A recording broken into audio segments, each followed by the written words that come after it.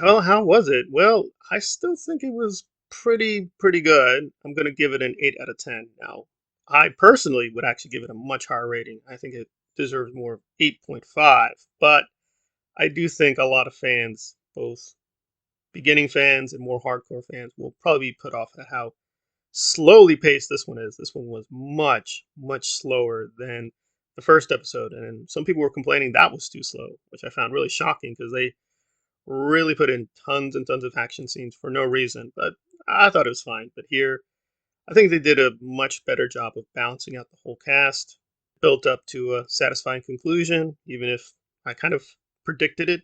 I'm sort of midway with the source material. I do admire it, but I'm not a big fan of it, and I can only remember some parts of it. So I should have been the ideal audience where I'm familiar with the mythology just enough to really know the names and the players, but I don't know the books in exact detail, so I'd have to double check certain things. But I predicted most of what would happen throughout the entire episode, so we know where things are going to go. We know the basic conflicts that are being set up, and we know what the characters will decide far ahead of time. So that was a little frustrating, but there we are. It was well performed, though.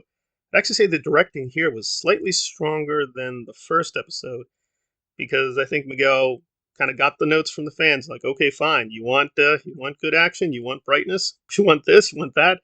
So they kind of overloaded on fan service and callbacks, and this one I felt was way more moderate, much more tonally consistent, and they calmed down. I thought that was good. We kept a lot of the good things from the first episode. The camera is very dynamic, especially with the small council meetings and just characters talking to one another. Felt much more vibrant, energetic, it's very gorgeous. I mean, this was just an extremely good looking episode, and they didn't overplay it. So when we saw little snatches of the pirates and the beaches and, well, people being tortured, it's rough to say that, but it looked amazing. I was pretty satisfied with the whole episode. But I do recognize what it was. It's just reiterating a lot of the key players because I do sense this is going to be a dilemma that the first episode went overboard in trying to win back the hardcore people. This seemed really set up for the more normie, intermediate fans who are kind of disillusioned and are like, well, what exactly is this thing? And they just repeated themselves a lot, saying, well, this is the basic conflict. This is this person. This is that person. But I realized some of the time jumps confused people, and some of the quote, normie reviews, they still are confused because apparently they read the cover of the book and are like, oh, are we 300 years ago or 200 years ago? It's 200 years ago. We're not covering the entire book. A lot of people, I think, have not done good reviews saying they're basing it on the book. They're taking a large slice of the book. That's true. They're not doing the whole book. The whole book does really cover a huge amount of the entire Targaryen family history. We're not getting that. We're only getting a big slice of that.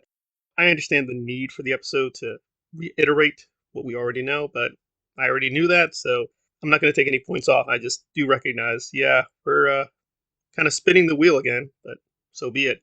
I did notice two things though, and I don't mind either one of them, but I think they may be problems up ahead. One, of course, is they're really leaning on nostalgia with Daenerys because so many things with Rhaenyra are just callbacks or recollections or parallels to Daenerys. Again, I'm not a hardcore Daenerys fan, but I didn't mind it. I just did find it really interesting. Now, of course, some of that makes sense. She's the heir, so of course there's going to be a lot of focus on her, but they're really leaning in on your memories of Daenerys. So if you love Daenerys, this does feel like they're trying to give you another Daenerys or Daenerys before Daenerys to explain why she acted the way she did, why she talked the way she did, why she dressed the way she did. Because a lot of Daenerys's actions in Game of Thrones proper and even in the books is pretty puzzling. So I guess they're trying to give a lot of hand holding to people, say, don't worry, George knows where he's going.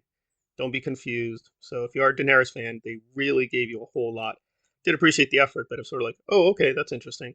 Another is a lot of the Star Wars. There is one section with Otto Hightower and his dialogue, which I think almost word for word is from Phantom Menace episode 1.